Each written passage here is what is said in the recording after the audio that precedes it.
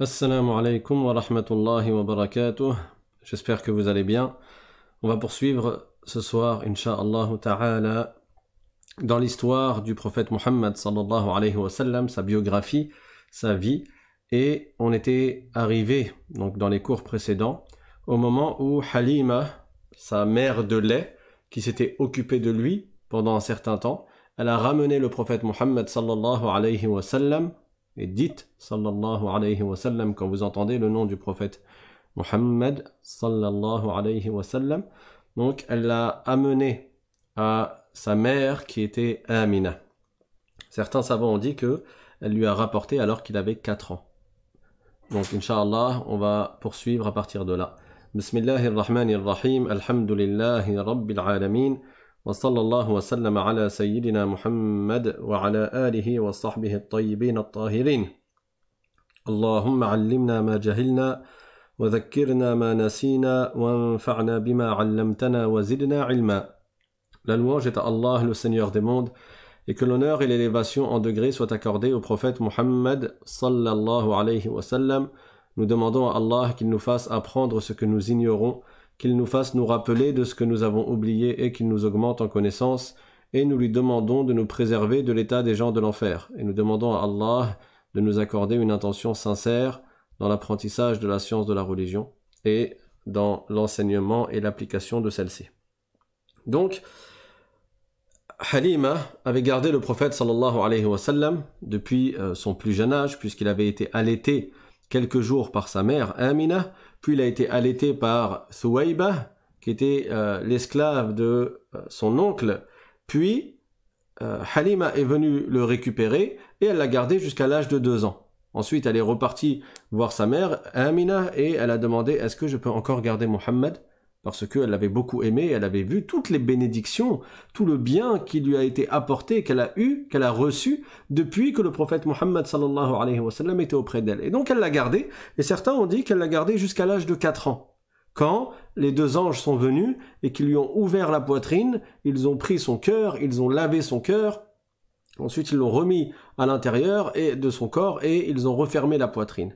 À ce moment-là, son frère de lait, donc le fils de Halima, il accourt vers sa maman et son papa, il explique ce qu'il a vu, alors ils se sont précipités vers le prophète sallallahu alayhi wa sallam, qui avait le visage pâle, et le prophète sallallahu alayhi wa sallam leur a dit, il y a 2 anges qui sont venus, il y a 2 personnes, il a dit, il savait pas que c'était des anges, il a dit, il y a 2 personnes qui sont venues, ils m'ont allongé et ils m'ont ouvert la poitrine. Donc, ils ont eu peur, les parents, et ils sont partis retourner le prophète sallallahu alayhi wa sallam, amener le prophète sallallahu alayhi wa sallam auprès de sa mère Amina, qui leur a demandé ce qui était arrivé. Au début, ils ne souhaitaient pas dire. À la fin, elle a insisté, donc ils ont raconté. Et là, Amina leur a dit, vous n'avez pas à vous inquiéter pour lui. C'est un enfant qui va avoir un grand destin. Et elle a expliqué ce qu'elle avait vu, elle, à la naissance de son fils lorsqu'il y a eu l'accouchement et qu'une lumière a jailli d'elle au point qu'elle a vu les palais de Bosra et le cou des chameaux dans les palais de Bosra qui est au sud de la Syrie, donc à une grande distance de la Mecque. Le prophète sallallahu alayhi wa sallam, à partir de là, il est resté avec sa mère. Et il a commencé à grandir jusqu'à l'âge de 6 ans. À l'âge de 6 ans, sa mère Amina, elle est partie à Médine. Et je rappelle que Médine, c'est une distance d'environ 450 km de la Mecque. Entre 400 et 500 km par rapport à la Mecque. Et à l'époque, le voyage était long. Parce qu'il n'y avait pas de voiture, il n'y avait pas de train, il n'y avait pas d'avion. Donc, c'était une distance de plusieurs jours. Elle est arrivée à Médine pour visiter sa famille. Ses oncles de Banu Najjar. Quand on dit ses oncles, en réalité, c'était les oncles... la famille maternelle, mais du côté du grand-père du prophète qui était Abdul Muttalib. Donc, elle est restée chez eux pendant 1 mois et elle était accompagnée de Ayman, qui était à l'origine l'esclave de Abdullah. Et donc, elle était au service de la famille du prophète sallallahu alayhi wa sallam. Abdullah, c'est le père du prophète. Donc, elle était au service de Amina et elle s'occupait également du prophète sallallahu alayhi wa sallam alors qu'il était petit. Elle est restée 1 mois à Médine, dans la famille de Banu Najjar, et quand elle est revenue, sur la route, elle est tombée malade. Le prophète sallallahu alayhi wa sallam avait 6 ans. Il n'avait déjà pas connu son père qui est mort alors que le prophète sallallahu alayhi wa sallam n'était même pas né. Sa mère Amina était enceinte. Et là, à l'âge de 6 ans, sa mère tombe malade dans le voyage du retour de Médine vers la Mecque et dans un endroit qui s'appelle Al-Abwa, qui est un endroit connu jusqu'à aujourd'hui, Amina est décédée. Amina a donc été enterrée dans cette région-là. Al-Abwa, c'est entre la Mecque et Médine et c'est plus proche de Médine. Et le prophète sallallahu alayhi wa sallam avait alors 6 ans et 100 jours. Alors Ayman, elle a pris le prophète sallallahu alayhi wa sallam et elle l'a emmené chez son grand-père qui était Abdul Muttalib. Abdul Muttalib, je vous rappelle que c'était lui qui a eu une confrontation avec Abraha qui était le chef de l'armée qui était venu pour s'attaquer à la Kaaba et pour détruire la Kaaba. Abdul Muttalib, c'est lui qui lui avait dit « Rends-moi mes chameaux ». Alors l'autre lui a dit « Tu as baissé dans mon estime, moi je suis venu détruire la Kaaba et toi tu me parles de tes chameaux ». Et là Abdul Muttalib lui a dit « Les chameaux m'appartiennent, donc je te demande de me les rendre. La Kaaba, elle a son Seigneur va la protéger ». Et effectivement, Allah Ta'ala a protégé la Kaaba et ceci a eu lieu pendant l'année de l'éléphant qui était l'année de la naissance du prophète Muhammad sallallahu alayhi wa sallam. Donc ce même grand-père, Abdul Muttalib, qui était le père de Abdullah, qui lui-même est le père du prophète Muhammad sallallahu alayhi wa sallam, il l'a pris sous son aile comme son enfant. Et il sentait que le prophète Muhammad sallallahu alayhi wa sallam allait avoir un grand destin. Abdul Muttalib, c'était comme le chef à la Mecque. Il était très respecté. Le prophète avait 6 ans. Et Abdul Muttalib, c'était un haut dignitaire. Les choses qui se passaient à la Mecque, pour qu'elles arrivent ou lorsqu'il y avait une affaire, on revenait le voir lui. C'était lui qui était considéré comme le sage à la Mecque et comme la personne qui a la plus haute autorité à la Mecque. Donc parfois, Abdul Muttalib, dans le temps du Asr, il s'asseyait sous l'ombre de la Kaaba, il avait un tapis, et il s'asseyait sur le tapis à l'ombre de la Kaaba. Et là, le prophète sallallahu alayhi wa sallam, il venait et il s'asseyait à côté, il s'asseyait auprès de son grand-père, Abdul Muttalib. Et le prophète était petit, il était jeune, c'était un enfant. Et Abdul Muttalib, il le regardait et il disait, cet enfant-là, il va avoir un grand destin. Il sentait, il voyait les choses. Il voyait que c'était pas n'importe qui, cet enfant.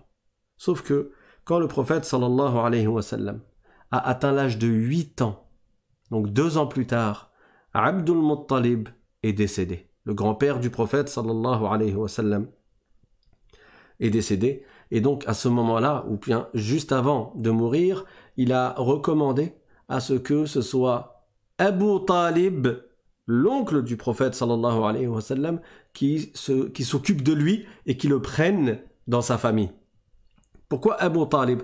Abdul Muttalib avait plusieurs enfants, mais Abu Talib, c'était le frère de Abdullah, de même père et de même mère. C'était son frère consanguin, ils avaient tous les deux le même papa et la même maman, parce que Abdul Muttalib, le grand-père, il a eu plusieurs femmes. Mais son fils Abdullah avait la même mère que son fils Abu Talib. Et donc, à partir de là, quand le prophète Muhammad sallallahu alayhi wa sallam a eu l'âge de 8 ans, c'est Abu Talib qui s'est mis à s'occuper de lui et il le considérait comme son fils. Il l'aimait même plus que ses propres enfants.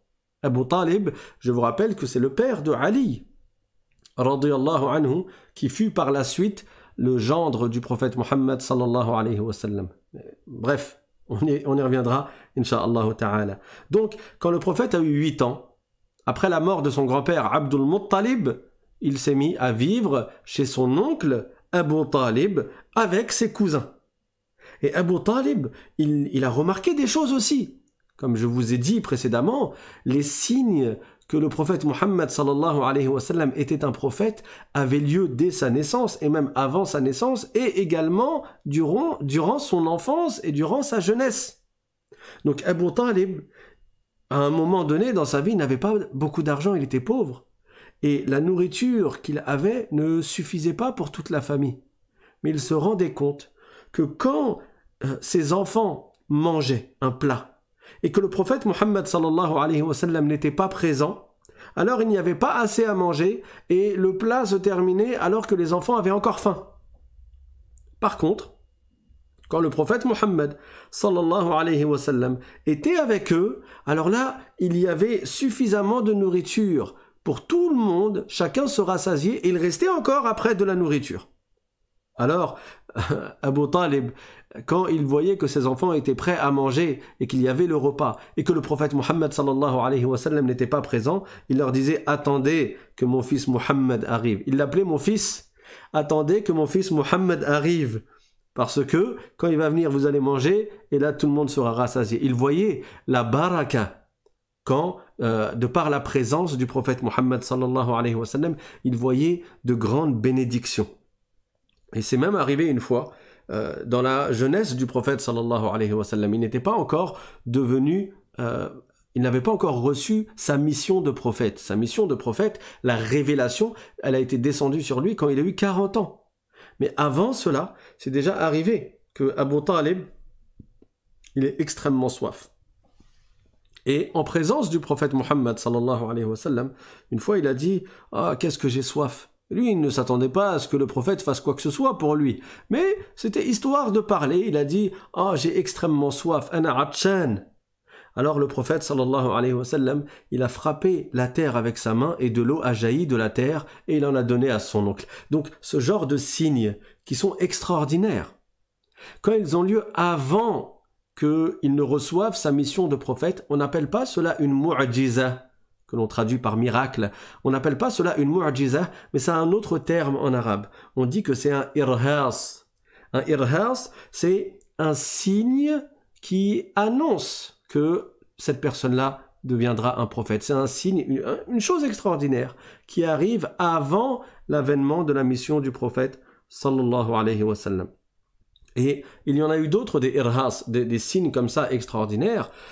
Plus le prophète sallallahu alayhi wa sallam s'approchait de l'âge de 40 ans, quand le moment de la révélation approchait, le prophète sallallahu alayhi wa sallam entendait les pierres et les arbres qui lui passaient le salam. Quand il marchait, des pierres lui disaient « Assalamu alayka ya Rasulallah » « Assalamu alayka, ô messager de Dieu » Les arbres lui disaient « Assalamu alayka ya Rasulallah » Donc le prophète Mohammed sallallahu alayhi wa sallam, des choses avaient lieu devant lui qui le préparaient à l'immense responsabilité qu'il allait recevoir, le préparer à rencontrer l'ange Jibril alayhi salam et à recevoir les versets du Coran qui sont la révélation. Il y avait des choses avant le jour de la révélation à l'âge de 40 ans, il y avait des choses qui ont eu lieu et auxquelles le prophète sallallahu alayhi wa sallam n'était pas étranger. Il a vu plein de choses, il était perspicace, tout comme son oncle a vu des choses, et tout comme d'autres personnes ont vu de lui des choses extraordinaires, ben lui il les voyait également. Donc il y avait des choses qui se préparaient, et que lui voyait, et qui lui indiquaient que il allait avoir un grand destin. Il marche dans la rue, et des pierres et des arbres lui disent « Assalamu alayka ya Rasulallah » Il se tourne, il ne voit personne, donc c'est bien la pierre, c'est bien l'arbre qui a parlé. Le prophète sallallahu alayhi wa sallam, quand il a atteint l'âge de 12 ans, donc il était encore un jeune entre l'enfance et l'adolescence, son oncle Abu Talib, il l'a pris avec lui lorsqu'il est parti faire du commerce. Et je vous rappelle, je l'avais déjà dit dans un cours précédent, que c'était de l'habitude des Qurashites, donc les Arabes de la tribu de Quraysh qui vivaient à la Mecque, tribu de laquelle provient le prophète Mohammed sallallahu alayhi wa sallam. Ces Arabes-là vivaient du commerce. Et ils faisaient 2 voyages. Un voyage en été et un voyage en hiver. En hiver, ils descendaient dans le sud, vers le Yémen, pour faire du commerce. Et en été, ils allaient dans le nord, parce qu'eux, ils sont à la Mecque. Donc, le Yémen, c'est en dessous de la Mecque, c'est au sud de la Mecque. Et la région de Hacham, c'est au nord de la Mecque. La région de Hacham, elle englobe la Palestine, la Syrie, la Jordanie et le Liban. Et tantôt, ils allaient à Bousra, qui est au sud de la Syrie, et tantôt, ils allaient à Gaza, qui est en Palestine. Et cette fois-ci, ils sont partis à Busra, tout comme le père du prophète sallallahu alayhi wa sallam, quand il est mort à l'âge de 25 ans, c'était quand il était parti pour faire du commerce à Busra. Donc, cette fois-ci, Abu Talib est parti à Busra, et quand il s'est rapproché de Busra, là-bas, il y avait un moine qui s'appelait Bahira. Alors, ce moine-là, il tenait dans un ermitage, il s'était construit comme une petite cabane, loin de la ville, à l'extérieur de la ville, dans une colline, et il s'adonnait aux adorations. Maintenant, est-ce qu'il était musulman de la religion du prophète Jésus, Isa alayhi salam, sans avoir dévié? Ou bien est-ce qu'il avait dévié dans le christianisme? Allahu a'lam. Quoi qu'il en soit, il avait été mis au courant de par les livres anciens la venue du prophète de la fin des temps qui allait être le prophète Muhammad sallallahu alayhi wa sallam, parce que c'était écrit dans l'Injil, dans l'évangile authentique qui a été révélé au prophète Isa alayhi salam. Allah nous le dit dans le Coran, wa mubashiran bi rasulin ya'ti min ba'di ismuhu Ahmad. Isa alayhi salam annonçait la bonne nouvelle que viendra après lui un prophète qui allait s'appeler Ahmed. Et c'était écrit dans les livres anciens les différentes caractéristiques du prophète Muhammad sallallahu alayhi wa sallam, entre autres que entre ses épaules, derrière ses épaules, il y a un signe qui est le sceau de la prophétie, et que le prophète Muhammad sallallahu alayhi wa sallam, il a telle et telle caractéristique. Donc Bahira était au courant de ces choses-là. Et habituellement, quand les voyageurs, les Arabes, ils allaient à Busra pour faire du commerce, Bahira, il ne prêtait pas attention à eux. Jamais il ne les invitait à manger, parce qu'il ne les aimait pas. Lui, il suivait An-Nasraniya au sens où soit il suivait le prophète Isa alayhi salam convenablement, correctement, et donc c'était un musulman Isaoui qui suivait le prophète Isa alayhi salam, soit il prétendait suivre le prophète Isa, mais c'était un chrétien. Dans tous les cas, il n'aimait pas les idolâtres.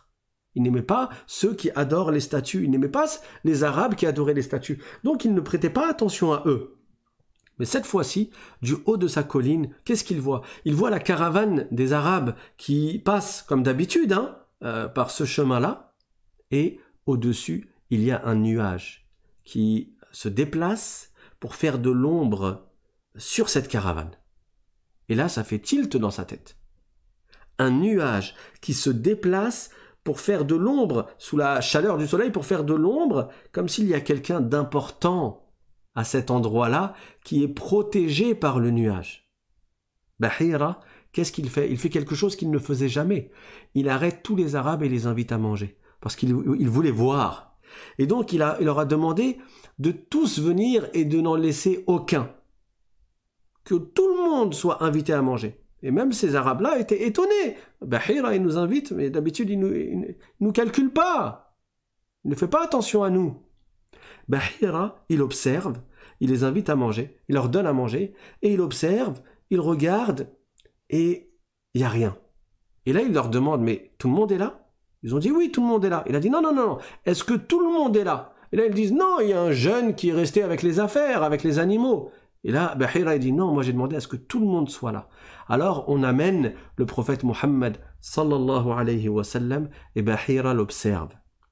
Et après manger, quand les personnes âgées se sont installées sous les arbres pour se reposer, le prophète sallallahu alayhi wa sallam, qui était jeune, il avait 12 ans, il est parti se poser sous un arbre, mais les personnes qui étaient plus âgées avaient pris les places ombragées, les places où il y avait les branches qui donnaient de l'ombre. Donc le prophète sallallahu alayhi wa sallam était sous l'arbre, mais de l'autre côté. Et Bahira, il voit les branches de l'arbre qui se tournent, qui se penchent pour faire de l'ombre au prophète Muhammad sallallahu alayhi wa sallam.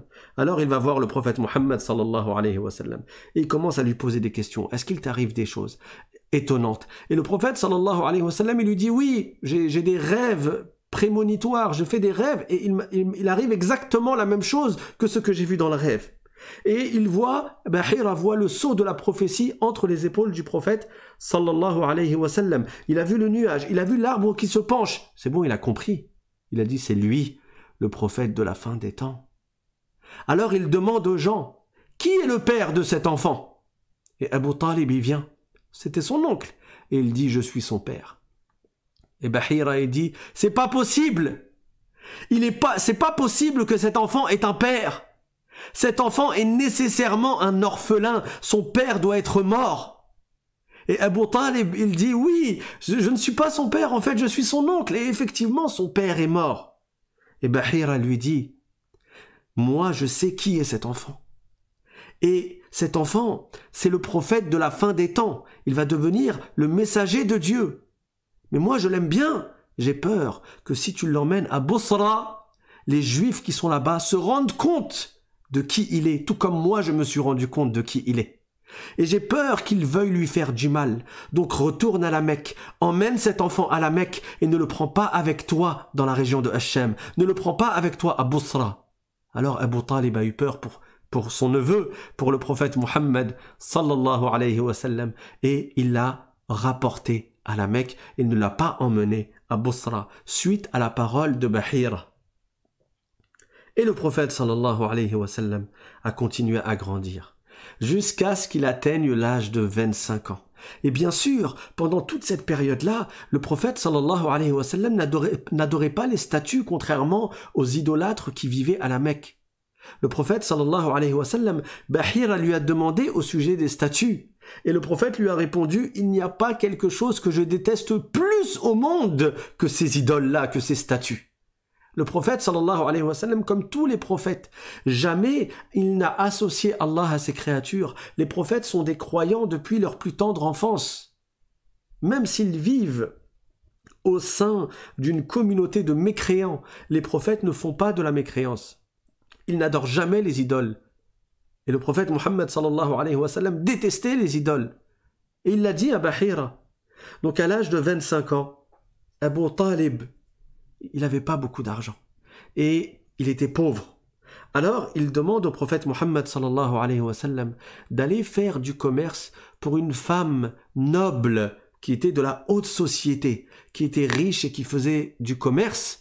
Il lui a proposé d'aller travailler pour elle en allant faire du commerce pour elle. Et cette femme s'appelait Khadija. Le prophète Muhammad sallallahu alayhi wa sallam avait 25 ans. Cette femme d'une grande noblesse avait l'âge de 40 ans. Et elle avait déjà eu 2 époux auparavant. Et elle a déjà eu 2 enfants auparavant.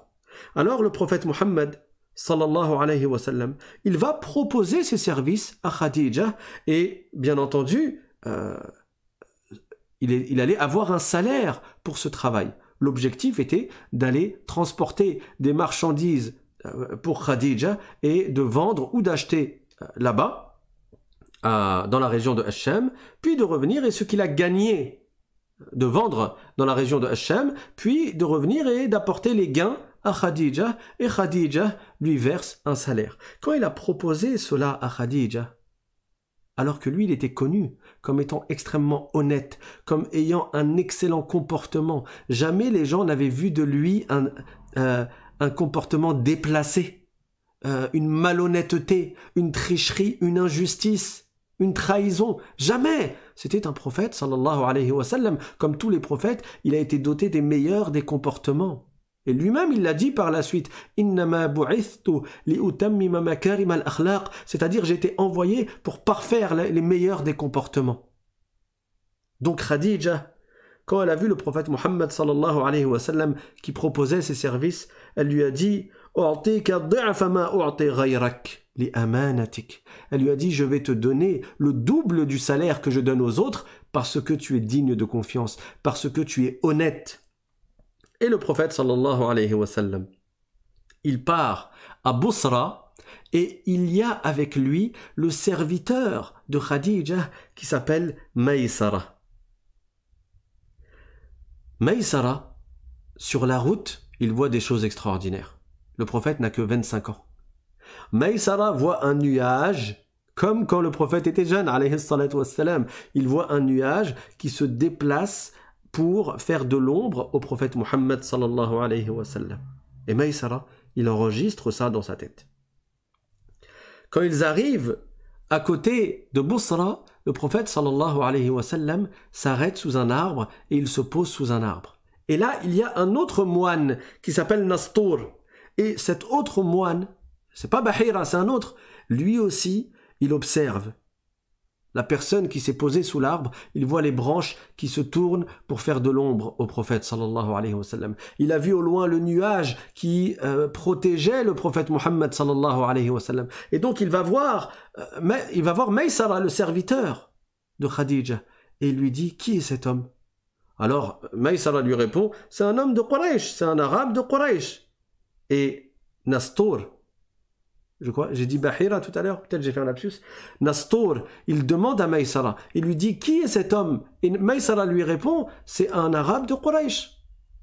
Alors Nastur lui dit, celui qui s'est posé là, sous cet arbre, ça ne peut être qu'un prophète. Ça ne peut être qu'un prophète. Maysara, il enregistre. Déjà, lui, il a vu le nuage. Certains ont dit il a même vu 2 anges qui descendent du ciel pour abaisser leurs ailes pour couvrir également, pour faire de l'ombre au prophète Muhammad sallallahu alayhi wa sallam. Donc il voit toutes ces choses extraordinaires. Et ensuite, quand ils arrivent à Busra, le prophète sallallahu alayhi wa sallam fait du commerce et à un moment donné, il ne s'entend pas avec le commerçant qui est en face de lui. Et comme le prophète vient de Quraysh, comme il vient de la Mecque, cet autre commerçant, il sait que les Arabes habituellement, ils adorent les idoles et ils ne font que jurer par leurs idoles qui bien sûr ne méritent pas l'adoration. Entre autres par Al-Lat et Al-Uzza. Et souvent, au lieu de dire Wallah, ils disent Wal-Lat wal-Uzza. Et donc cet homme, il demande au prophète Muhammad sallallahu alayhi wa sallam de jurer. Et il lui dit Atahlifu bil-Lat wal-Uzza. Ben vas-y, jure par Al-Lat ou Al-Uzza, si c'est vrai ce que tu dis. Et le prophète sallallahu alayhi wa sallam répond Ma halaftu bihima qattu wa la af'al. Il lui dit jamais je n'ai juré par ces trucs-là. Jamais je n'ai juré par Al-Lat et Al-Uzza et je ne jurerai pas maintenant. Je ne fais pas cela moi. Donc, au final, cet homme a quand même cru le prophète sallallahu alayhi wa sallam et le prophète a fini de faire ce qu'il avait à faire et il a gagné le double de ce que gagnaient d'habitude les autres. Il a rapporté un bénéfice 2 fois plus grand à Khadija que ce que les autres lui apportaient habituellement. Donc sur la route du retour, après être revenu, Maysara, il raconte tout à Khadija. Il lui dit, alors il y a eu le nuage qui le protégeait. Il y a cet homme, un moine qui s'appelle Nastur, qui a dit que c'est un prophète. Il n'a pas juré par Al-Lat et Al-Uzza. Il raconte tout ce qui s'est passé. Et là, Khadija, elle apprécie le prophète Muhammad sallallahu alayhi wa sallam et elle voit les qualités et elle voit que ça n'est pas n'importe qui. Alors elle envoie des gens pour proposer au prophète Muhammad sallallahu alayhi wa sallam de se marier avec elle. Et des gens vont voir le prophète sallallahu alayhi wa sallam, il lui propose de se marier avec Khadija et le prophète Muhammad sallallahu alayhi wa sallam se marie avec Khadija. C'était sa première épouse, c'était sa meilleure épouse et c'était la mère de 6 de ses enfants. Avec Khadija, il a eu 6 enfants et avec une autre femme, Maria, il a eu un 7e enfant qui était Ibrahim. Mais 6 de ses enfants, il les a eus avec Khadija. Et il aimait beaucoup Khadija car Khadija, radiyallahu anha, elle l'a énormément soutenue. Elle a été une conseillère pour lui, elle a été un grand soutien, elle a été un havre dans une période, comme nous allons le voir par la suite, dans laquelle le prophète sallallahu alayhi wa sallam, lorsqu'il avait reçu la révélation, il subissait beaucoup d'injustices. La plupart des gens étaient contre lui, alors que lui, il les appelait au bien, il les appelait à al-haqq, la vérité, al-islam, la religion qui mène au paradis. Et de ceux qui le soutenaient le plus, il y avait sa femme Khadija, qui est la première personne à avoir cru en lui.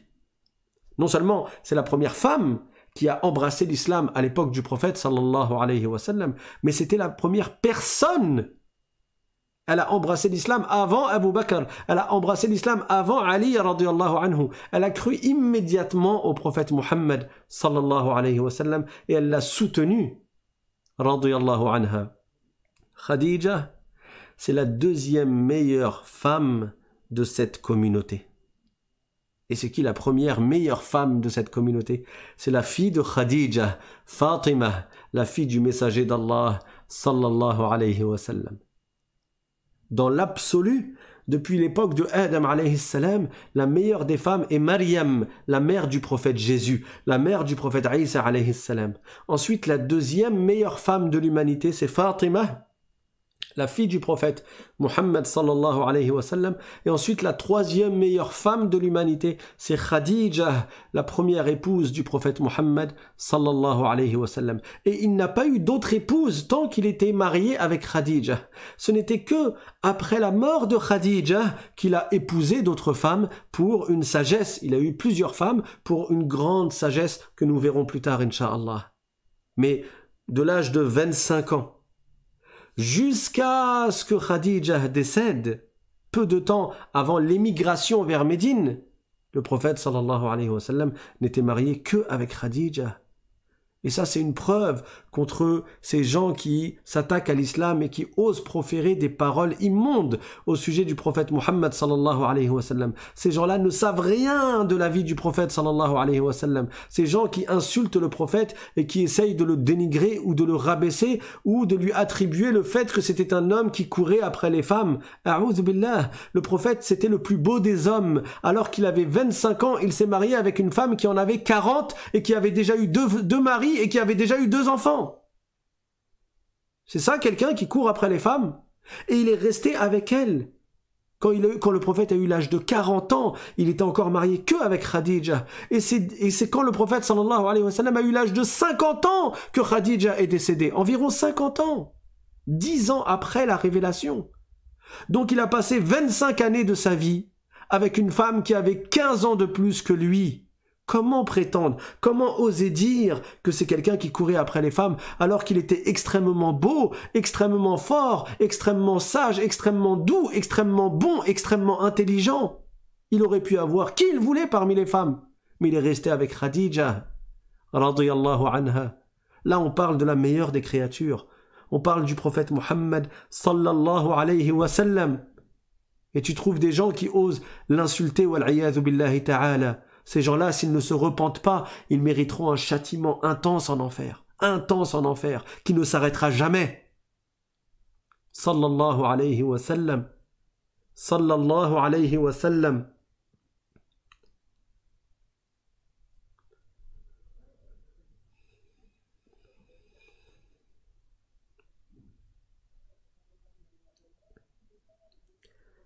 Le prophète sallallahu alayhi wa sallam, il s'est donc marié avec Khadija, radiyallahu anha, alors qu'il avait 25 ans.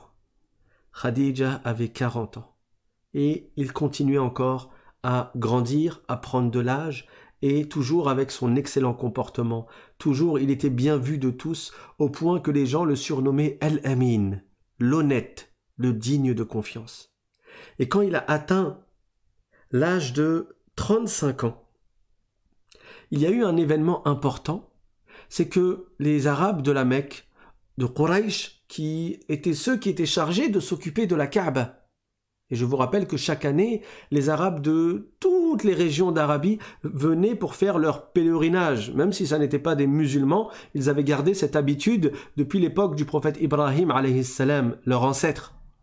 Donc, ils faisaient un pèlerinage, même si c'était des idolâtres, et ils se réunissaient. Et qui s'occupait de la Kaaba? Qui avait cet honneur, de cette tâche immense qui était de s'occuper de la Kaaba? C'était ceux qui vivaient auprès de la Kaaba, la tribu de Quraysh.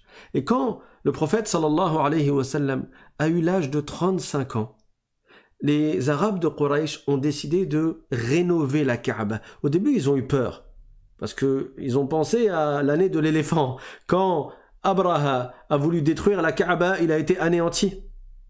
Mais après, ils se sont dit, non, mais nous, on veut la rétablir parce qu'elle est en train de s'user. Parce que la Kaaba, elle est entre des montagnes.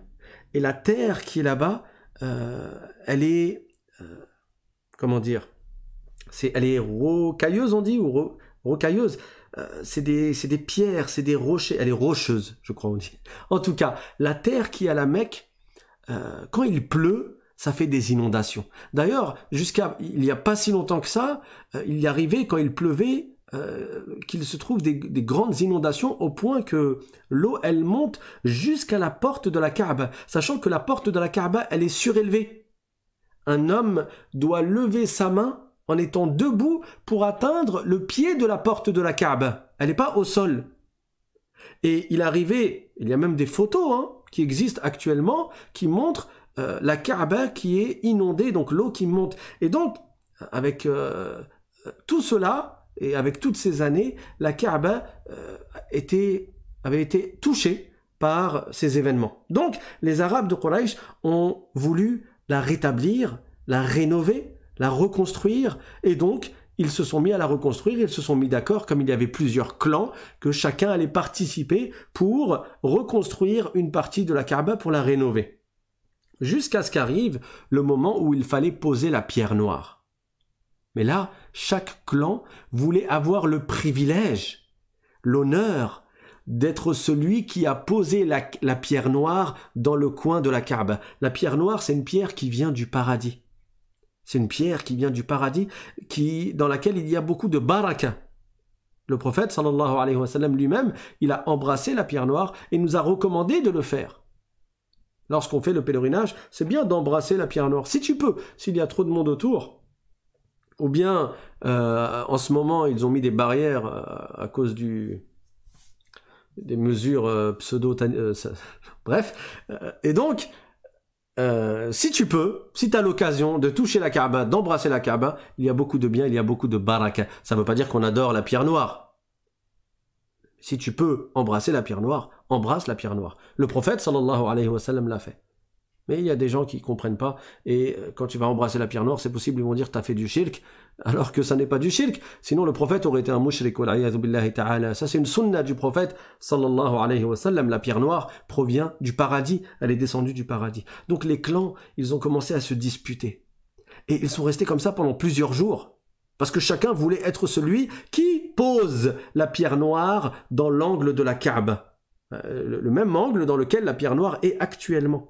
Ils ont failli se faire la guerre. Ça a duré 5 nuits sans que la pierre noire ne soit posée, jusqu'à ce qu'un homme qui était un des plus âgés parmi eux, il s'appelle Abu Umayya ibn al-Mughira. Il leur a dit, bon, venez, on se met d'accord pour que le premier qui entre dans l'enceinte de la Kaaba, le premier que l'on voit arriver, on lui laisse le jugement. C'est lui qui va juger et qui va décider de qui met la pierre noire sur la Kaaba. Et qui est arrivé à ce moment-là? Le prophète Mohammed sallallahu alayhi wa sallam. Et quand ils l'ont vu, tous les clans étaient présents. Quand ils l'ont vu, ils ont dit Hadha al-amin radina bih. Ils ont dit voici l'honnête, nous acceptons son jugement. Ok, c'est lui qui décidera. On est tous d'accord. Et tout le monde était content, tout le monde était satisfait. Pourtant, le prophète, sallallahu alayhi wa sallam, fait partie d'une des branches de Quraysh. Tout comme il y a plusieurs branches, plusieurs clans, le prophète Mohammed, sallallahu alayhi wa sallam, faisait partie de Banu Hashim. Donc, descendant de Hashim. Parce que le prophète, sallallahu alayhi wa sallam, il s'appelle Mohammed, fils de Abdullah, fils de Abdul Muttalib, fils de Hashim, fils de Abdou Manaf. Donc, il fait partie du clan des Hashimites, des descendants de Hashim. Et il y a d'autres clans. Mais malgré cela, parce que c'était lui, le bon, le juste, le véridique, tout le monde était content que ce soit tombé sur lui. Et le prophète, sallallahu alayhi wa sallam, de par son intelligence et sa sagesse, qu'est-ce qu'il leur a dit? Il leur a dit, on prend un tissu, apportez un tissu. Donc ils ont apporté un tissu. Et il a posé la pierre noire au centre de ce tissu. Il a posé un tissu, ils ont posé un tissu, il a mis la pierre noire au centre de ce tissu. Et il a dit aux différentes tribus que chacun, aux différents clans, que chacun va soulever le tissu par un côté. Comme ça, tous les clans de Quraysh auront participé à la mise en place de la pierre noire dans la Kaaba. Donc, ils ont tous soulevé, tous en même temps, ce drap, ce tissu, ce rida, et quand il a été élevé, ils se sont rapprochés de la Kaaba, et le prophète sallallahu alayhi wa sallam a pris la pierre noire, et il l'a posée, lui, dans l'angle de la Kaaba. Et ça, c'est quelque chose par lequel Allah Ta'ala a spécifié le prophète Muhammad sallallahu alayhi wa sallam. Sallallahu alayhi wa sallam. Là, il avait 35 ans. Il ne restait plus que 5 années. Et plus il s'approchait du moment de la révélation, et plus le prophète sallallahu alayhi wa sallam, il voyait des signes, et il allait s'isoler dans une montagne qui était proche de la Kaaba, qui s'appelle Jabal al-Nur. Jabal al-Nur, la montagne de An-Nur. Et dans cette montagne, il y a une grotte qui s'appelle Ghar Hira, la grotte de Hira. Donc je vous mets en image la grotte de Hira dans la montagne de An-Nur, et il est écrit en haut à gauche sur le mur Masha'Allah, Tabarakallah. Puis il y a 2 carrés, un à droite et un à gauche. À droite, il y a écrit Jabal al-Nur, Ghar Hira. D'accord? Ce sont les 2 premières lignes. Donc, la montagne de An-Nur, la grotte de Hira. Ensuite, il y a un petit carré en haut à droite aussi, il y a écrit Ghar Hira. Et il y a écrit d'un côté Allah, de l'autre côté Muhammad Rasulullah, etc., etc. Donc, c'est cette grotte. Et si on prend l'image de la Mecque, on voit la montagne et la Kaaba au loin qui est à côté des hôtels avec le super grand bâtiment là qu'ils ont fait dernièrement. Ça vous donne une idée de la distance qu'il y a entre Jabal al-Nur, Ghar Hira, et entre l'endroit où se trouve la Kaaba. Parce que les grands bâtiments illuminés au fond, ce sont les bâtiments qui entourent, qui sont proches de la Kaaba. La Kaaba qui se trouve au centre de la mosquée. Masha'Allah. Donc, le prophète sallallahu alayhi wa sallam, il prenait des provisions pour plusieurs jours, et il allait s'isoler dans la grotte de Hira pour faire de la méditation.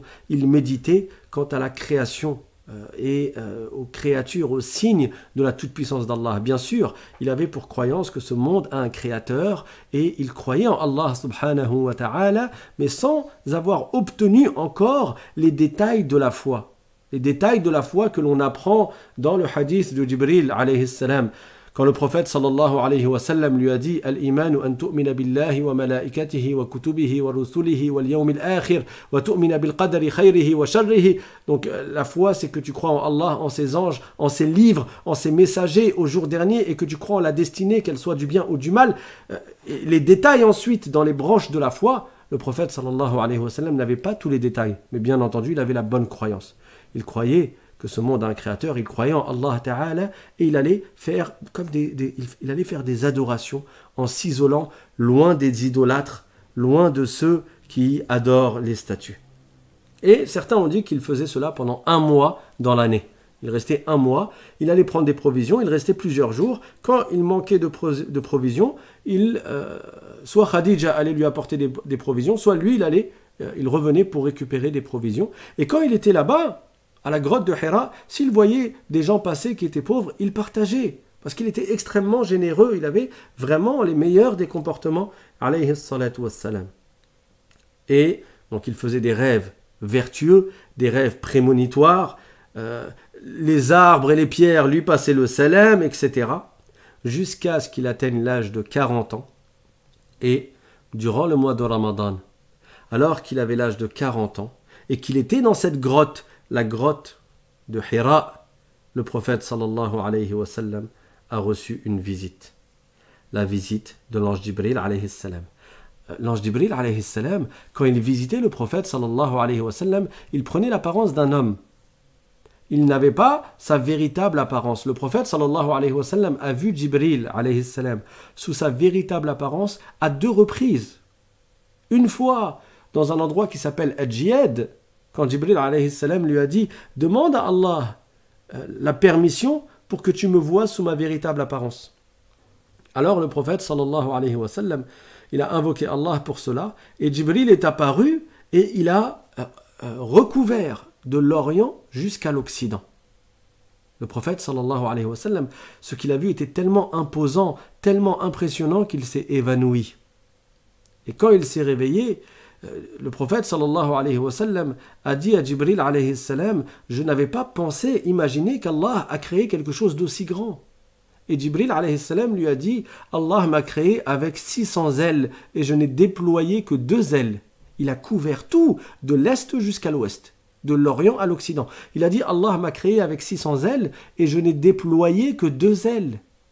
Et Allah a créé l'ange Israfil, qui est un autre ange, avec 600 ailes également, et une de ces 600 ailes, elle équivaut à mes 600 ailes à moi. Allahu Akbar. Imaginez-vous la grandeur du corps de l'ange Israfil alayhi salam. Donc ça, c'était la première fois que le prophète sallallahu alayhi wa sallam voyait l'ange Jibril. C'était à un endroit qui s'appelle Adjiyad. Et la deuxième fois, c'est quand le prophète a fait le voyage nocturne et l'ascension et qu'il est monté au 6e ciel et au 7e ciel et à côté de Sidratul Muntaha, l'arbre magnifique Sidratul Muntaha, il a vu l'ange Jibril alayhi salam pour la deuxième fois sous sa véritable apparence et cette fois-ci, il ne s'est pas évanoui. Cette fois-ci, il ne s'était pas évanoui. Je vous renvoie vers la série de cours qui est disponible sur la chaîne L'Islam Simplement et qui s'appelle le voyage nocturne, le miracle du voyage nocturne et de l'ascension. Donc, l'ange Jibril alayhi salam a visité le prophète sallallahu alayhi wa sallam dans la grotte de Hira. Non pas sous sa véritable apparence, mais sous l'apparence d'un homme. Et je précise que quand un ange prend l'apparence d'un homme, c'est pas avec un sexe, parce que les anges n'ont pas de sexe. Ils ne sont ni des mâles, ni des femelles. Donc ils prennent l'apparence d'un homme, mais sans l'appareil génital. Ils ne prennent jamais l'apparence d'une femme. Contrairement à ce que certains essayent de montrer, soi-disant, dans des dessins animés ou dans des films, un ange ne prend jamais l'apparence d'une femme. Il ne prend que l'apparence d'un homme sans l'appareil génital. Et il a donc visité le prophète sallallahu alayhi wa sallam. Et il lui a dit « Iqra ». Iqra, ça veut dire récite. Mais le terme « Iqra » dans la langue arabe, il s'utilise aussi bien pour dire récite que pour dire lis. Mais le prophète sallallahu alayhi wa sallam ne lisait pas et n'écrivait pas. Il ne lisait pas et il n'écrivait pas. Et donc, il était ummi. Il ne lisait pas et il n'écrivait pas. C'est pour cela que certains savants ont dit le « Iqra » que lui a dit l'ange Jibril alayhi salam, ça veut dire récite. Ce qui est sous-entendu, c'est récite ce que je vais te dire de réciter, ce que je vais te réciter là. Et il s'agissait de quelques versets du Coran. Et le prophète sallallahu alayhi wa sallam a répondu Ma ana biqari. Certains savants ont expliqué cette phrase et l'ont traduite en français en disant, ils l'ont expliqué par ce qui peut se traduire. Je reprends. Donc, certains savants, ils ont expliqué la phrase Ma ana biqari en disant qu'est-ce que je récite? Ma ana biqari. Qu'est-ce que je récite? Et il y a des savants qui ont dit que le prophète sallallahu alayhi wa sallam, quand il a entendu Iqra, qui veut dire récite, il a dit mais moi je ne lis pas. Moi je ne lis pas ce qui est écrit. Quoi qu'il en soit, l'ange Jibril alayhi salam lui a dit Iqra dans le sens de récite. Et le prophète a dit Ma ana biqari. Alors l'ange Jibril alayhi salam, il a pris le prophète sallallahu alayhi wa sallam, il l'a entouré, il l'a pris dans ses bras et il a serré le prophète sallallahu alayhi wa sallam au point que il a mis une pression intense. C'était pour lui donner de la force pour ce qu'il allait recevoir comme révélation. C'était pour lui donner quelque chose, pour lui transmettre quelque chose. Et le prophète sallallahu alayhi wa sallam a dit qu'il m'a serré jusqu'à ce que presque j'en pouvais plus. Et là il m'a relâché. Thumma arsalani. Il m'a relâché et il m'a dit Iqra une deuxième fois. Et le prophète a dit Ma ana biqari. Donc certains ont dit dans le sens récite, qu'est-ce que je récite? Ou alors récite, c'est-à-dire récite ce que je vais te dire de réciter. Et le prophète sallallahu alayhi wa sallam a répondu je ne lis pas, Ma ana biqari, je ne lis pas ce qui est écrit. Et Jibril alayhi salam, il répète une troisième fois. Après l'avoir pris dans ses bras encore, il répète une troisième fois Iqra. Le prophète sallallahu alayhi wa sallam dit Ma ana biqari. Ma ana biqari. Et là, l'ange Jibril alayhi salam, il le serre une troisième fois. Pareil, de sorte que jusqu'à ce que le prophète sallallahu alayhi wa sallam, presque, il n'en peut plus, tellement la pression, elle était forte, mais sans que cela ne le nuise, bien sûr. Puis Jibril alayhi salam le relâche et il dit Iqra bismi rabbika alladhi khalaq. خلق الإنسان من علق اقرأ وربك الأكرم الذي علم بالقلم علم الإنسان ما لم يعلم. Les 5 premiers versets du Coran qui ont été révélés au prophète Muhammad sallallahu alayhi wa sallam. On s'arrête là?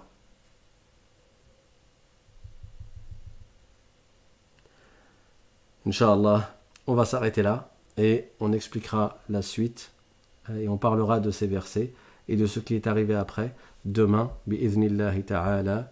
Barakallahu fikum wa akhiru da'wana anil hamdulillahi rabbil alamin wa sallallahu wa sallama ala sayyidina Muhammad wa ala alihi wa sahbihi at-tayyibin at-tahirin. Subhana rabbika rabbil izzati amma yasifun. وسلام على المرسلين والحمد لله رب العالمين. Je rappelle pour ceux qui sont nouveaux sur cette chaîne que vous pouvez vous inscrire pour recevoir le lien des cours par WhatsApp quelques minutes avant chaque cours. Il suffit d'envoyer un mail à l'islam.simplement@gmail.com comme c'est écrit sur l'écran. Barakallahu fikum. Wassalamu alaykum wa rahmatullahi wa barakatuh.